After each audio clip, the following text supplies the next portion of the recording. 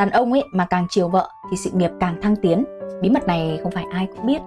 Nhưng thật sự ấy, những cái người mà Quỳnh biết, hầu hết mọi người đều rất chiều vợ.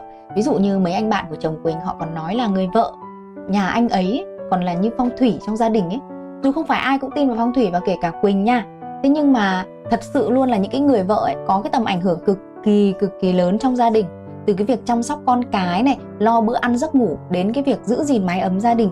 Khi mà người vợ được yêu thương ấy, được chăm sóc, được chiều chuộng thì cô ấy sẽ truyền tải cái năng lượng tích cực, giúp cho gia đình luôn hòa thuận vui vẻ. Và một cái mái ấm luôn vững vàng, hạnh phúc là nền tảng vững chắc để người đàn ông có thể xây dựng sự nghiệp và phát triển sự nghiệp bền vững. Vậy nên các anh thân mến, nếu các anh là những cái người chồng yêu thương vợ mình, hãy quan tâm và chiều chuộng các chị để giúp cho các chị hạnh phúc, thì gia đình các anh sẽ yên ấm và công việc các anh sẽ phát triển thuận lợi hơn rất nhiều.